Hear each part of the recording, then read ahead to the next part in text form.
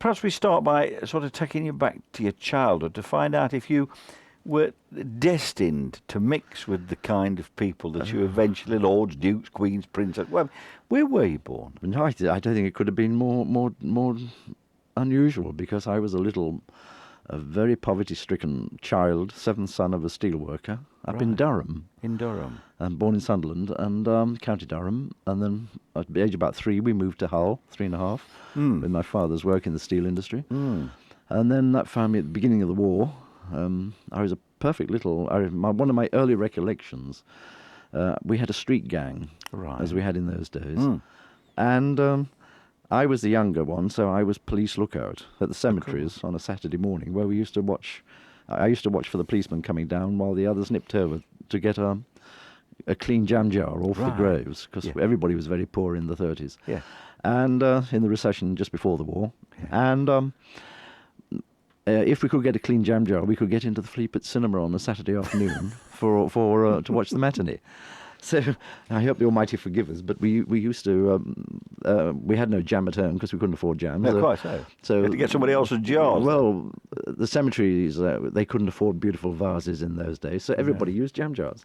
Let me just talk about something briefly that I don't think we did touch on last time. There's a question of your mother. What was her background? They were hoteliers in Gibraltar in the old days, in the 20s. My father was out there as, he was Provost Sergeant of the garrison with the British Army out there. Oh, right. And Mother, apparently, I don't know very little about them, but the family were the big hoteliers of the time in Gibraltar. This was long before the big Rock Hotel was built, as it is today with the tourist hotels. Right. But apparently they had the Premier's Hotel in Gibraltar. And I'm hoping one day, if I'm spared and I get time and can afford to do so, go over to Gibraltar and try and find where my roots were. Oh, I shouldn't be. Well, I think I wouldn't blame you. Have you? Well, you must have been to Gibraltar. Though. Oh yes, many times with the fleet and with the ships. But of course, in those days, then you didn't have time to float about. We never had a chance. So I take it that your father obviously did some time in the army as well. Then. Yes, we were all military family. Everybody. I was one of the few. There was another brother I idolised, Joseph, who was in the merchant service. Right. And I'd always set my sights on him because he was my favourite brother, and he was always away, but he got torpedoed early in the war. He was only 18, I think, when he got lost.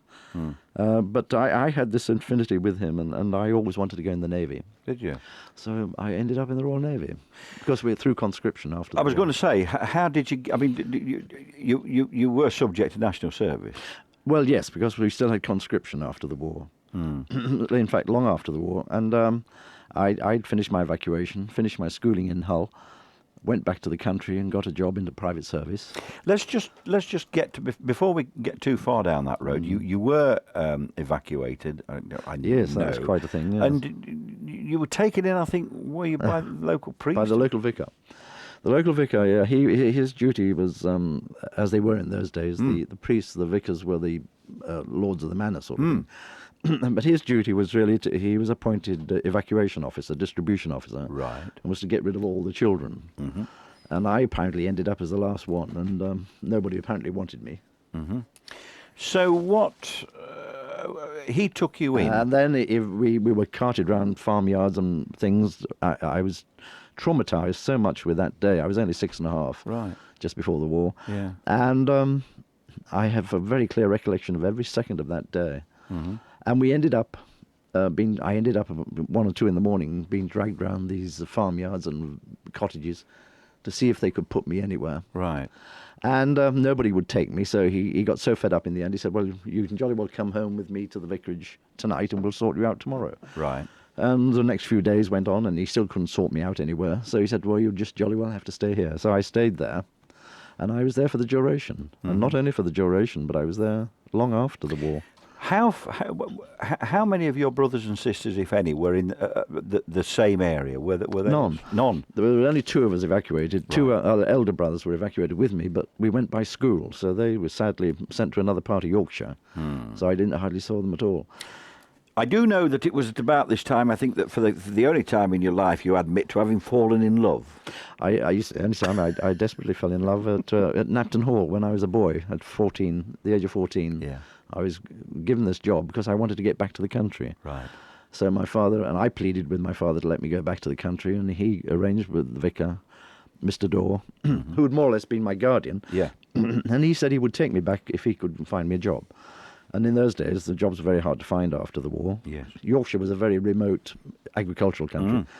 And I had to have somewhere to live because he couldn't afford to support me. And he found me a job as a hall boy in private service, which was about the second biggest industry in those days. And a very good life, very beautiful house, very big hall, country hall in Yorkshire. And I was there very happily for 3.5 years, where I fell madly in love with Brenda. And then... Tell us about Brenda. Brenda was a beautiful girl, very much like a very young, to look at, a very young Grace Kelly. She's a very attractive girl. The most unusual emerald eyes you've ever seen. Blonde, flaxen, always in plaits. Right. Very beautiful girl, stunning, and a lovely disposition. And she's the only girl in my life that I've ever fallen completely besotted with. And I've carried a torch for all these years. I see her about once every 20 years. Oh, so you have remained... Oh, yes. She's a grandma now with dogs and children and grandchildren. I see. But we knock into each other about once every 20 years. I see. And does she... are we allowed to ask, is she privy to this infatuation? Oh, yes. Is. She always said, I was heartbroken when I got the Dear John, and I was in Gibraltar when I got it. We were with the spring cruise sailing up the Mediterranean. Yeah. And we just got the mail on departure from Gibraltar, and it was to tell me that Brenda was getting married to this wretched RAF man. A lovely boy. And I can imagine. When I saw her later, and she said, well, you never did ask me to marry you. And it was a sort of foregone conclusion. We were so thick and more like brother and sister. Yeah. It was a very loving... It was a different sort of love affair in those days. We weren't liberated. We had no televisions or anything like that. So what was... I always tell my lady to be very cagey on the afternoon show, as you very well know if you listen to it. But so what was the... And I don't mean this in a rude way. What was the extent of the relationship? When I say that, you say we weren't liberated in those days. We weren't liberated really in the 50s. Did you get out? Did you hold hands? Did you get to pictures? One of my duties was to know we never got anywhere very much. I got one day off Wednesday. Right. And I used to cycle over to the vicarage, which is 9 miles away, and back. But I also, one of my duties was to clean the small church, which was the parish church, but it was in the parkland of the estate, of the hall, as they were in those days. And we had this very attractive small spinney with this very pretty little church, which one of my duties was to clean and wash out and clean the brasses, the lectern, and keep the paths tidy. And Brenda would come over. She lived in the village just across the field, and we would then have a very lovely time in the churchyard with daisy chains like you did at the age of 14 and 15. We just sat there being together amongst the graves and in the lovely deep grass with the butterflies, and it was the most romantic, lovely love affair. But there was no sordid getting down to it in those days like we do today, apparently. So do you think then that, I'm probably putting you on the spot here and sort of almost making you admit to being old-fashioned, so if you had your way about the way things were then, and could things then have been the way they are now, which would you have chosen? In terms of the way a relationship is now between two people at... Then it was such a lovely, mysterious, mystical world of falling in love. And she said I used to blush if we just held hands and things like that, which I'm sure I did. I don't know. But things are very different now. But it was such a beautiful friendship. And as you know, or you may have read, you yourself are probably too young to know about it, but it was indecent almost to ask a girl to marry you before you were 21. Either of you were 21. Oh, right. And here we were only teenagers. Yeah. We were only 14, 15, 16, that terrible age. But we didn't have the hormone problem that there seems to have be about today, because we hadn't got the influx of television, so we didn't know anything about it. We didn't know what it meant, and we didn't know what to do really. And the fact that we were just together was our love affair. Yeah. So we come now to national service, and you got called up, and you went despite the previous family being in the army. You elected for the Navy? I pushed for the Navy, yeah. Well, the son-in-law of the family was a captain in the Royal Navy, and he talked to me and he said, well, if you go... Sounds like a bit like Nelson, doesn't it? Yeah. Well, he's a lovely man, and in those days, there was a bit of the old boy plane, you know, Yeah, sort of. right. That you still had this. I've got a good chap here, and you know, look after him. Give him a go. Yeah. And there was that sort of thing going on. And in the retinue world of the personal staffs of these big admirals and captains and things, you had to be pretty good to get selected. And I'd had this wonderful training as a flunky, as a footman, first as a hall boy, scrubbing halls and doing boilers and scrubbing boots and cleaning riding boots and all these sort of things. For years, at 3.5 years at Napton Hall, a very good training, waiting on the butler and the housekeeper, who were more fussy than the lord and the lady themselves. I had a very, very good training, and in those days we were just at the end, toward the end of the Victorian era, where there was still a magnificent way of living of households. And it was a very big industry, and I was very blissfully happy there until I got to the age of 17.5, when very sadly along came this awful trauma of having to being conscripted into the services. The brown envelope, buff envelope. Yeah. And the captain suggested I volunteered for the Navy. If I didn't volunteer, then you were put in the army. Yes. And you do your basic 3 years, and that was it. I didn't want that. I wanted to travel the world, because in those days we knew nothing about the world. No. And there was all this great excitement of adventure of going all around the world. With the Royal Navy in those days, we had a Navy in those days. Absolutely. I heard today, places to go. A couple of days ago, I read somewhere that we now have 2 admirals more than we have ships in the Royal Navy, the entire Royal Navy. We have some 35 warships, and we have 37 admirals. Which says a lot. Which is frightening. Tell me about the voyage to Cadiz. The Cadiz, I was on the Cadiz, HMS Cadiz. Oh, right. And that was the time, shortly after that, before that I'd had the Dear John from Brenda. Right. I was on the captain's staff of this small destroyer, and we had the most terrifying journey across the Bay of Biscay, and literally mountainous, 70 to 90 foot mountainous seas. It was the most terrifying 4 days I've ever spent at sea. Was it? I've spent a lot of time at sea, and I've spent some awful journeys, but there was nothing to touch that one. A small destroyer, battle-class destroyer, is very small, very narrow, is almost knife-thin at the bow, and this thing slices through these mountains. You've got an open bridge, and you see this mountain coming at you, and you go through it. You don't go over it and bounce. No. You actually go through the top half of it. Good Lord. Then your propellers come out the back end of the stern as you're leveling up on the crest of the mountain of sea, and then you get this awful vibration as the propellers are roaring away with no ocean until you grasp back in again. Into the water, and you're thrown upside down, left, right, and centre. You don't know which way is up. And we had 4.5 days of that, getting to Gibraltar. Were you sick? Violently. Were you? Everybody was. Yeah. I was the captain's staff, and one of my jobs was to take his dinner onto the bridge. Yeah. So I took his dinner up the bridge, and he said, I think I'll come down below. I don't know what's the matter with this wretched ship's company. He was a terrible man, sort of like a Bligh character. Right. And he said, I'll come below. He had it in his sea cabin, which was directly below the bridge. Right. He got into this tiny little thing. We dumped his tray on there, and we had 1 foot on this bulkhead and 1 foot on that wall, trying to hold ourselves together. And the moment he came below, he went green like the rest of us. Right. And he said, I think I want it back on the bridge, so we'll finish it on the bridge. He couldn't finish his meal. No. Even he couldn't. You, I think, then went to, you joined HMS Vanguard. The Vanguard. Was this actually, at that time, sort of a Royal Yacht type thing? No, it wasn't. No, it was the Pride of the Fleet. She was the biggest battleship in the British Navy. We had battleships in those days. Right, yeah. But sadly, she was also a flagship of the Commander-in-Chief of the Home Fleet. Right. I was then, after the Cadiz, appointed to the staff of the Commander-in-Chief in the Home Fleet. And we ended up on board the flagship Vanguard. Right. Sadly, it was the time when the late King, bless him, was not very well. We didn't know at the time, but he was dying of lung cancer. Yeah. And in those days, we didn't know much about cancer and cures, so they sent him off on this sea cruise to South Africa in the hope that sea air and sunshine would cure all ills. So himself, His Majesty, with the Queen Mother, our present Queen Mother, who was the Queen Elizabeth at the time, the young Princess Elizabeth, our present Queen, and Princess Margaret, they sailed to South Africa in the Vanguard. Yeah.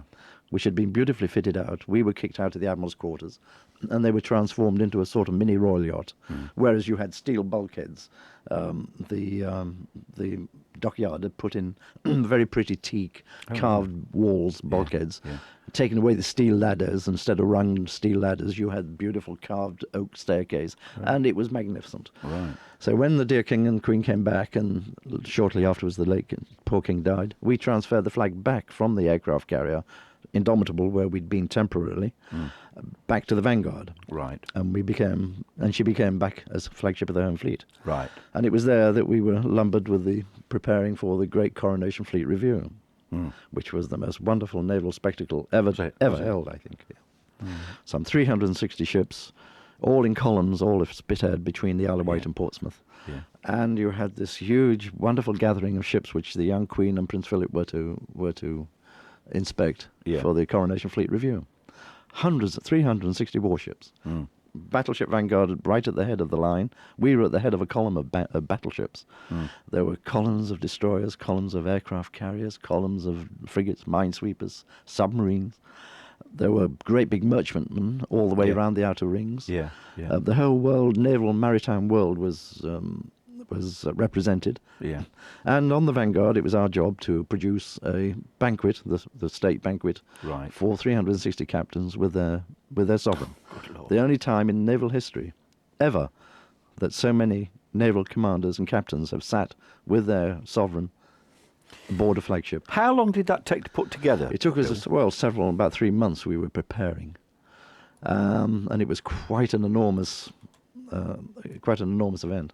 And that was the first time I met Lord Mountbatten, when he came on board with Her Majesty for the Fleet Review dinner. Oh, right. But he was Commander-in-Chief Mediterranean, and he'd brought over the small ship Surprise, which was his yacht. Well, it was a naval vessel, a bit smaller than a destroyer. It was a dispatch vessel, and it had been specially fitted out with a glass canopy for the Queen and Prince Philip to review the fleet. So, talk us on to the Royal Yacht. Talk us on the Royal Yacht. Well, it was after I'd finished with the Commander-in-Chief and the Home Fleet, after we'd done all this, and then with the same Commander-in-Chief, we'd spent 2.5 years at Portsmouth with the same Commander-in-Chief. That was the Premier Home Command, a big job. He retired, and he said, well, I put you forward for the Royal Yacht. We were sort of handed on. Yeah. And there was nothing left. I'd done Commander-in-Chief Home Fleet, I'd done Commander-in-Chief Portsmouth, all the big jobs. For 5 years, we'd been working with all the top dignitaries in the world and the royalty and one thing and another. So he said, I put you down for the Britannia. Right. The Royal Yacht had just been commissioned. Yeah. She was new. And I thought, well, she's already fully commissioned. There's no way. I was by then a young petty officer. Right. There was no way I was going to get onto the yacht, because there was only 4 petty officer steerers on the yacht.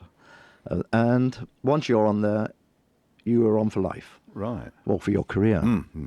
So it was a sort of a dead men's shoes thing. And but the joy I had just before that was, whilst working with the Commander-in-Chief in Portsmouth, was the joy I had of working on the Victory, the Nelson's flagship.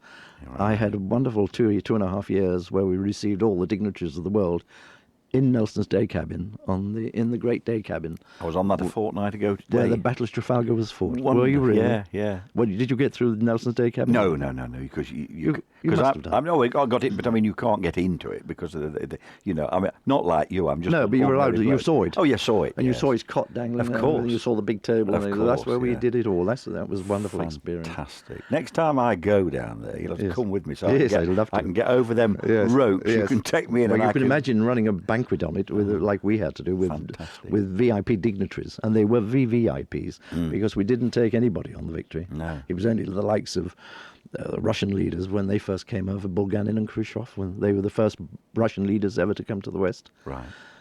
We had them in Portsmouth, and that sort of level, visiting monarchs, visiting presidents, ambassadors, and that sort of level, but nothing below that. No.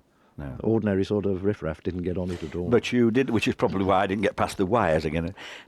So you, but you were, okay, so you got on the right, but you were poached, do you see, weren't you? Yeah, I was poached all the way through, yeah. But anyway, after that wonderful 2.5 years at Portsmouth, I was appointed I put down for the yacht. Yeah. I thought to myself I would never get it. Yeah. I dismissed it out of my mind. And I'd then been taken by another Commodore from the Commander-in-Chief's staff, who was taking command of a cruiser, which was a sort of a short cruise to the Caribbean and the Bermuda, in HMS Bermuda. So I thought, well, this is better than hanging about the barracks. Absolutely. So I hadn't been to the West Indies then, and so I found myself on a short commission out to the West Indies. We came back home to find I'd been appointed to the Britannia. I was made up. But then it was, but before I went to the Britannia, I got taken away overnight from the barracks where I was getting ready to join the Royal Yacht. I had about a 3-month wait. Lord Mountbatten's petty officer had fallen ill. Right. He was First Sea Lord, professional head of the Navy, been appointed Chief of the Defence Staff, head of the Army, Navy and the Air Force, and he was going off on an acclimatisation tour of the American defence system. Unfortunately, his petty officer was ill. I got a pierhead jump, pack your bag and go, lad. I was, by tea time that day, I was facing Lord and Lady Mountbatten at Broadlands, the beautiful country house in Hampshire. I took one look at it and I thought, well, this beats the barracks anyway. And he said, it's only. They apologised so very much, said that they promised it was only for the one tour, and I would definitely go to the Royal Yacht on my return. Right. Which I did. We did this very extensive tour of American Canada, came home, and I found myself joining the Royal Yacht with the Princess Mary, the late King's sister. She was the Princess Royal at the time. Yeah. We had a lovely, straight off to the West Indies, 3 months, leaving England in January. Sail for the West Indies, I was made up.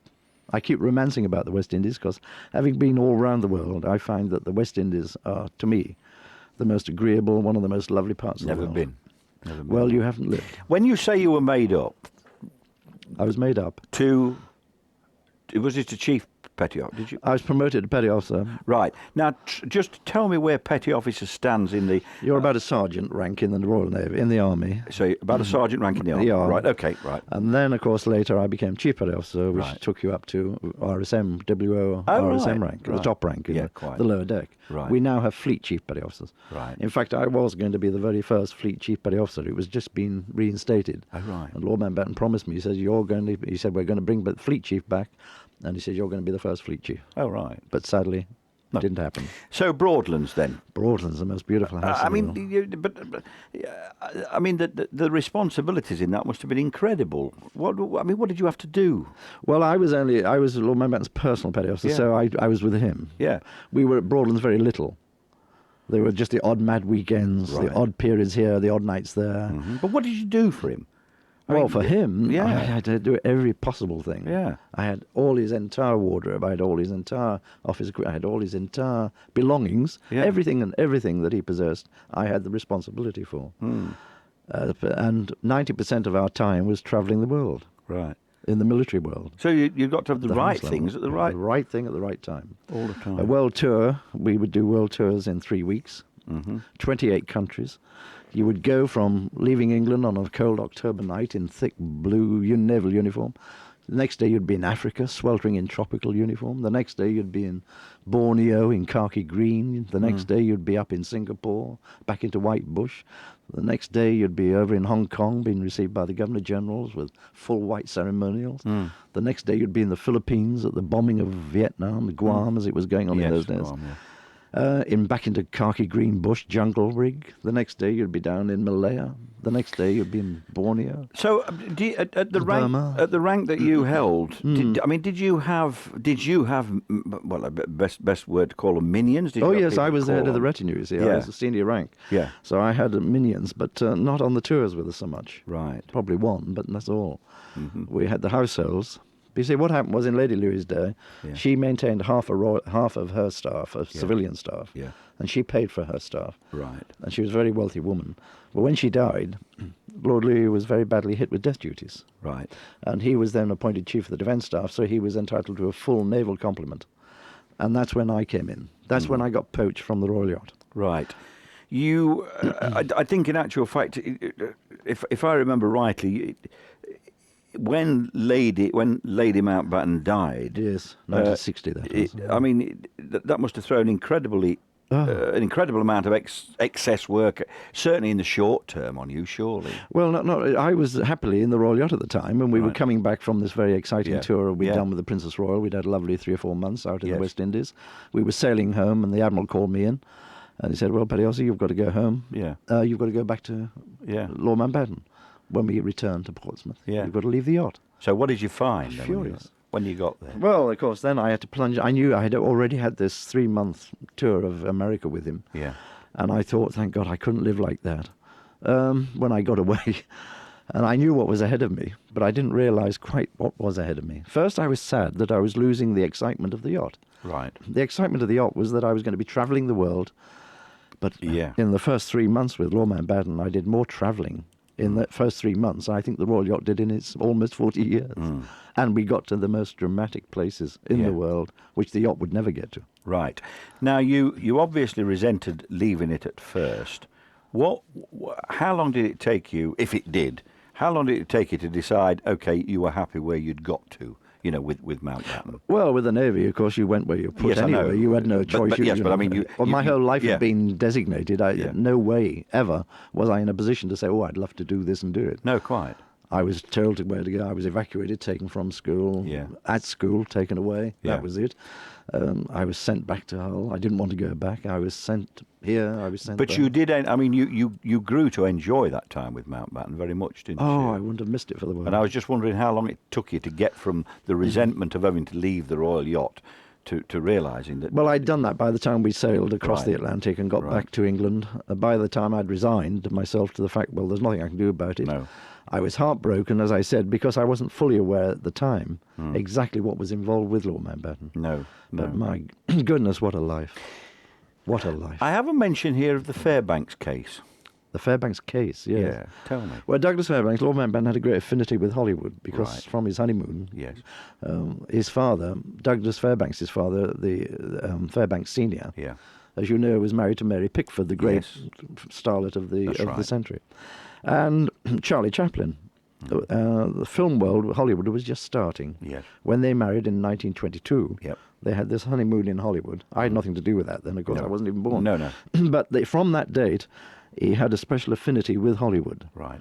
And that's how we got the Royal Naval Film Corporation, the Army Kinematographic Society, all the films into the forces, because of Lord Mountbatten's connection with Hollywood. Right. He persuaded the Admiralty to have it as a instructional technique, and they laughed at him and said, no, they're not going to do it. But he persuaded them, and that went from instructional films to entertainment films. So the boys then got their fleet, they got their cinema, and it went to the Army and the Air Force later. So from that time, Fairbanks were great friends, and Douglas Fairbanks was a lifelong friend, the present young Douglas Fairbanks Jr., though he's in his 80s now. Yeah. Still alive, great friend. And we had him an awful lot of Broadlands coming to stay. And it was... He's still alive, is he, I Will? believe he's still alive. Oh, right. Yes, he's an old boy, but he's, I think he is. Oh, right. You know, we lost poor old Charlie Chaplin. Yes, of course. And you remember me telling you about my jam jars, watching him in the Flea Pit Cinema? Yes, that's right. And then I had him at Broadlands. And not only did I meet them, I had this special privilege and joy of looking after them. And old Charlie was an old boy by then. He was in his 80s then, though he'd just had a baby with Una. They just produced another baby at age of 82. Yeah. The old devil was still having babies. And he's out for us yet. And then I had this wonderful, from the jam jars in the Flea Pit Cinema in Hull, was there. Here I was, all these years later, looking after him. It was the greatest thrill, one of the greatest thrills in my life. But with Fairbanks, Douglas Fairbanks gave us a lovely pigskin case. Right. This is where the Fairbanks case came from. Yeah. It was a shirt case. It was a deep, about 3 foot deep case, about the size of a shirt. Right. And in this, it had 2 folding drawers with snapper things. At the bottom, I could put all my travelling stuff, ready use, immediate call fors. About 300 different items went into this case. Yeah. It's unbelievable what went into it. And it would take me 10 years to tell you. So I can't go into detail. No. But he produced this gift as a Christmas gift, and I called it the Fairbanks case, and it became my travel case. Did it with you? And I had it with me every inch of every way of all those world travels, and it never let me down once. There. I had it in it, Diamond Star. I had all the different things that I knew I might want. Yeah. If I were arriving in Hong Kong or Siam to stay with the King and Queen of Siam, I would have the Siamese order on, even though it wasn't on the programme. No. When we got off the or getting out the aeroplane, he looked and saw everybody was wearing sashes. Yeah. God, I had my sash in the Fairbanks case. I bless Fairbanks to this day. And I had everything that I needed and that I thought I might need in the Fairbanks case. That was the history from that. God bless him. And they were lifelong, all the Hollywood film stars were lifelong friends. Okay, so we've talked about Film stars. Film stars. I mean, yes, but there are many others as well. Oh, yes. I mean, Maria Callas. Maria Callas. She offered us the yacht, the famous yacht with Aristotle Onassis. We had her in London at a premiere on Lady Louis's death. They had a lot of premieres. Right. And Maria Callas was one of them. And she came, and as she was leaving, she invited Lord Louis onto the yacht, the great Shamara, which was the great yacht of the day. Yes. Aristotle Onassis, the wealthiest man in the world, as he was then. And he said that he pointed his thumb at me and said, well, my chief's got to come with me as well. I was there. We were saying goodbye to everybody. And she said, yes, you're invited too. And we were both we never got... They fell out of favour, apparently. Oh, right. She fell out with Aristotle before we got on the damn thing. What a pity. But then there was many others. There was Audrey Hepburn, who I fell in love with at the Nun Story. We had her too. Did you? I was escorting her up the frozen streets of London at 3 o'clock in one morning. We'd been doing the premiere. And I was taking her to her car. And then I said, now the streets are very icy. And she was gripping hold of me. And there was this girl I'd almost fallen in love with, worship. I'd worshipped for years. She said, don't let me go, will you? I said, no, I wouldn't let you go for the world. And I was gripping into her. Grace Kelly. We eventually had Grace Kelly and Prince Rainier. They came to stay at What was Broadlands. Grace? I'm curious about her Lovely because, girl. of course, Cooper, I think it's fair, Yes. had an affair with it. But I found that Prince Rainier was the loveliest, one of the loveliest men out of all the hundreds he? of thousands of people I met. He was one of the sweetest, loveliest men, and very happily married. And I think Lord Louis was a very fond admirer of Grace Kelly, and it took him years to get her to Broadlands. But we got her there in the end. But he still couldn't crack the nut. She was so devoted to Rainier, and I know why, because he was such a sweetie. Was he? He's a broken man now, but Yeah, he was I know, an enchanting man. So how did she... Were you able to judge how she made the transition from film yes. star to Well, not really, princess? because I didn't know much before, No, only from films and things. But, I mean, she was presumably very rich. She had become very regal, easily. Oh, yes, easily. She fitted in beautifully. I mean, she was a princess when she came to us, in every sense of the word. Yeah. They were only Serene Highnesses, they weren't royals. Well, no, I mean, there are degrees. in There are these degrees things, of I know. highnesses. That's right. As I found out when we had a very busy weekend, we had 8 royals staying for the weekend, 4 kings, 2 kings, 2 queens, and a section of 2 royal princesses and 2 serene princesses. So you had to Royal Highness, Serene Highness. You didn't know what you were doing from one minute to the next. It was fun, but it was a lovely life. And how did you get round the business of addressing them? I mean, I was dashing down from Lord Louis' suite, and old King Gustav would come out of his suite, the King of Sweden, his brother-in-law. He'd come across from the opposite suite, and I'd be dashing like a maniac. And of course, when the royals appear, you just quietly stand still and bow nicely, Your Majesty. And of course, we were all sort of great friends. And he'd be chatting away, saying, what sort of day is it? And he was very hard of hearing, so you had to shout. And it's quite pleasant, Your Majesty. Dying to get cracking because I had so much to do, and the house full of royals. And then you go belting down the stairs, and the young King of Greece was also staying, King Constantine, as he was then. He was the king at the time. Yeah. Sadly, no longer. And he was another Your Majesty. You belt through the dining room, there was all the princesses in there, and they'd all giggle and cackle and saying, hello, good morning, Your Serene Highness, Your Royal Highness, Your Serene Highness, Your Royal Highness, before you could get out the dining room. Yeah. It was such a lovely way going on. And it's rather nice the way the royal family treat each other today. All the royal children bow and curtsy at the first start of the day. Do they? Or when they're all together, when we were visiting at Windsor and Sandringham, whatever, you would find that they would all come in, Her Majesty would come in, all the gentlemen bow their heads, and then they follow up with a kiss on the cheek and their hand as well. Mm-hmm. But they always do. The princesses always curtsy to the Queen Mother, or the Queen, every morning, even if they're in riding breeches or whatever they're doing for the day. Mm-hmm. Always that polite courtesy always exists right throughout the family. And it's one of the loveliest things. It's so nice when you see it. It reminds me of one of the many occasions when I made a complete idiot of myself. I was sent out to do a job from here ever so many years ago, certainly 12 years ago, I think. And I was asked to go out to, I think it was to a restored railway situation. Yes. And they were having one of these days where they had got people in who were pretending to be other people. And I remember Gladstone was there, I think, and he was doing his bit, and Yes. I think Edward the Seventh was there doing his bit as the Prince of Wales. Yes. But particularly, I'd been asked to go and interview Queen Victoria, and she sat in this magnificent did, of course, in royal those days. carriage, Yes.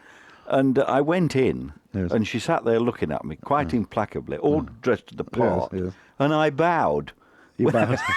Well, at least you didn't curtsy. I bowed Because when I some walked. people actually curtsy. You get some fellas who come and curtsy. No. You see some really crazy But things. I've never. I didn't know where to look Yes. because it was an actress who was. But you know, it was an it's- absolute joy to live with the royal family. It really Yeah. was. Because they were such a lovely bunch of people. They really are. So what's your? I mean, I don't want to go too far down this road, but I mean, they now come in for an incredible amount of criticism by. Well, yes. Predominantly by people who presumably have not been as close to them Yeah. in one way or another as you have. Yeah, there's a lot of misunderstanding. So, and you they know- can't answer back.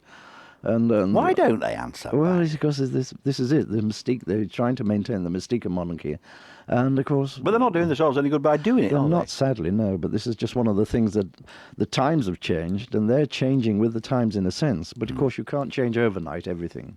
You can't change hundreds of years of history. And do we want to change it? I wouldn't want to. Oh change it. no! I mean, I personally don't want it To changed me, at all. even with living with pomp and circumstance all these years, I still love every bit about it. Well, I think you jolly well do, and I so we love it. should. I mean, And I love to see it. It ought to be mandatory. We ought to have more of Yeah, it. I couldn't get enough of it. Let's talk on a similar level, if we can, about. I mean, we hear many things about the relationship twixt Mountbatten and Prince Charles. Oh, yes. I mean, just how close were they? Oh, it couldn't have been closer. You would have thought more father and son than grandpa or uncle, yeah. great uncle. Yeah. Because Prince Philip was more like a son to him as well. Yeah. And but when you saw them together, there was this very, very close infinity, and there was no question about it. He was his absolute mentor. They were so close, and Prince Charles spent every possible moment with him prior to them awful murder. Yes, quite. Just to touch on another point there, which we must touch on. We've had this example again this last week or so. So we hear of the Duke of Edinburgh sticking his foot in it again. Oh, bless him! As he Yes. so frequently does. Does he do this in private as well? Is he as undiplomatic and as It is sadly. I tactless find and- that he is rather curt. He has that what I call that Prussian side of things, and Princess Anne has a little bit, Does she? Yeah. but Prince Charles has the other side. Right. He's very, very much the opposite. But the Princess Anne, they don't suffer fools lightly. No. Prince Charles will put up with anything, sort of thing. Yeah. You know. Yeah. But she has He'll raise an eyebrow, whereas Princess Anne says, go off the deep BF, end, you know, or something Yeah, like that. Quite. But you see, she at least as time has gone by, it seems to us as outsiders, has made great strides towards certainly appearing to be a good deal more approachable and pleasant. Oh, she's than lovely. She was. She's a lovely But he lady, yeah. seems never to have made any effort.